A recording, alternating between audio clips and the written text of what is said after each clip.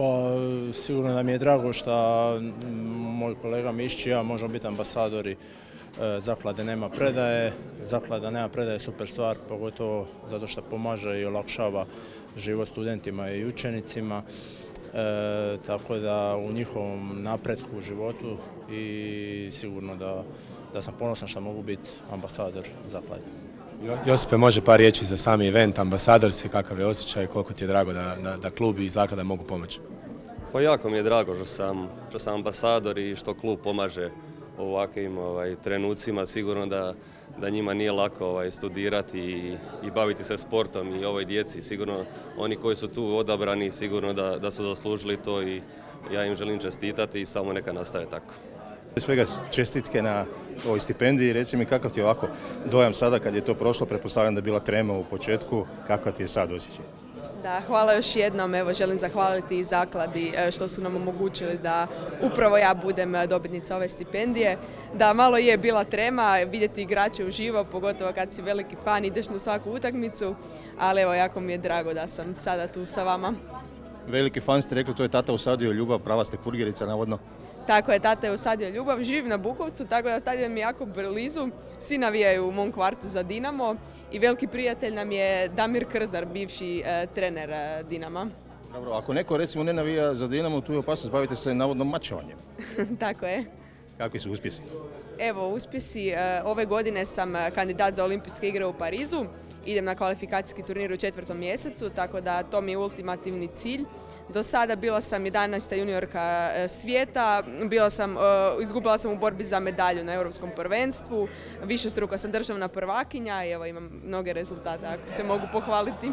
Možda se kroz vaš CV najbolje oslikava taj Dinamo slogan Nema predaje. Puno ste poteškoća imali ste i prometnu nesreću, sve sad iza vas, osmijeh je na licu.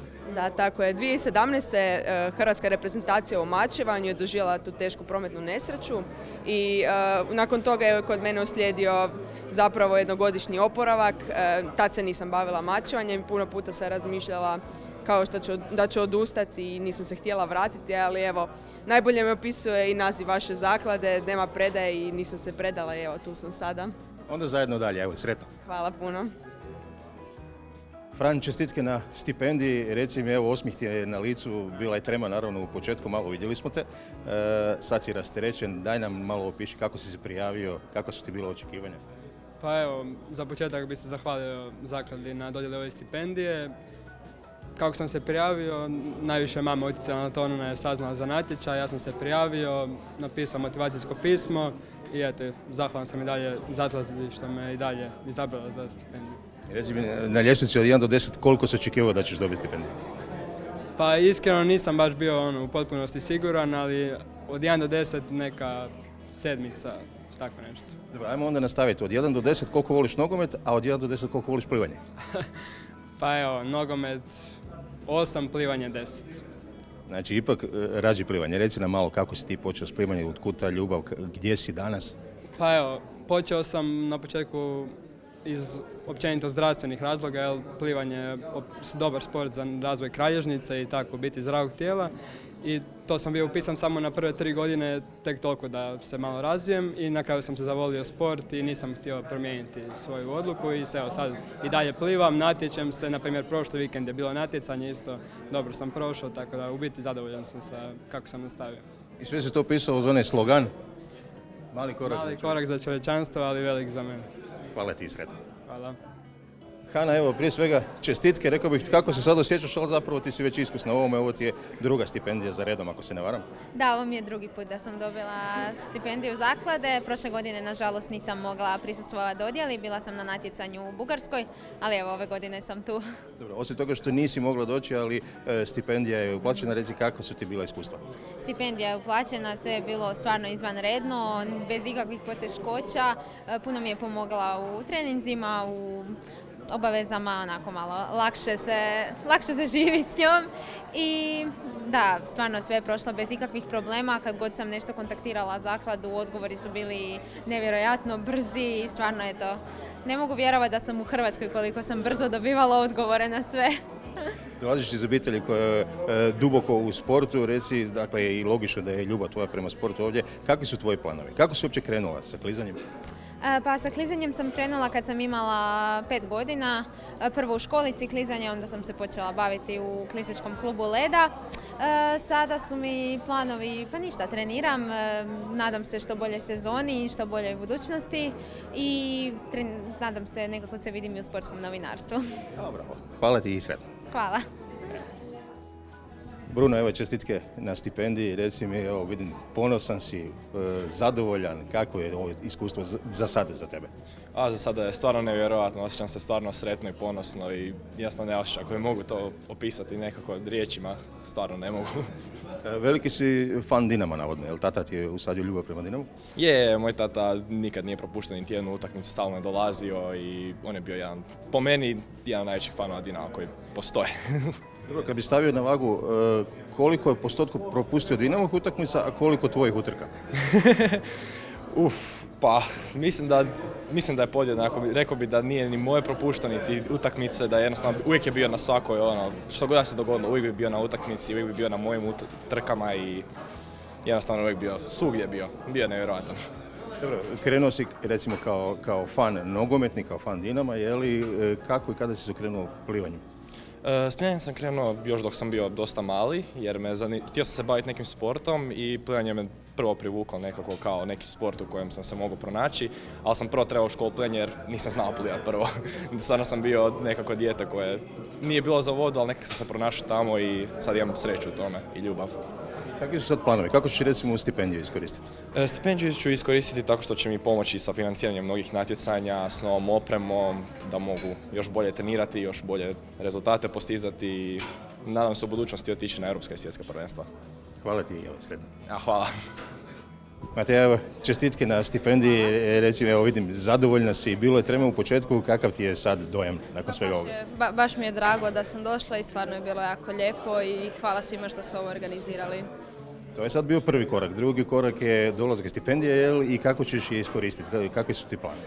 Pa ja sam, student sam, živim u Rijeci, ne živim u Zagrebu, inače sam iz Zagreba, ali problem je što ja treniram u Zagrebu, te bi stipendiju ću vjerojatno iskoristiti na putovanje na treninge, da dođem na treninge i na novu opremu, pošto treniram hokej, a to je malo skuplja oprema, tako da vjerojatno ću si kupiti novu opremu i ako nešto ostane ću iskoristiti ovo ljeto na putovanje.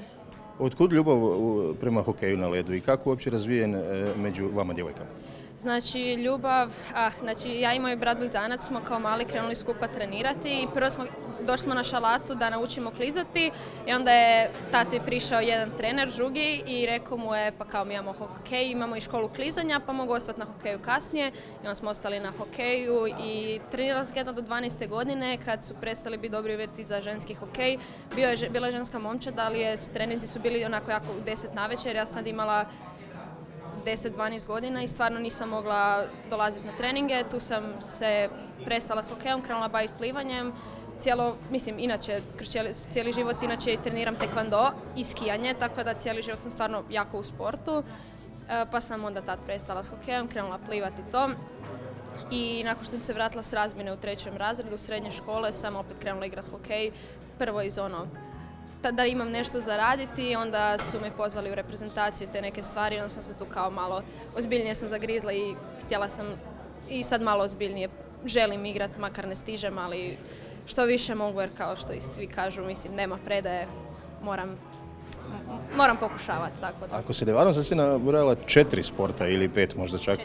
4. Što je prevagnulo na hokeju? Ljubav.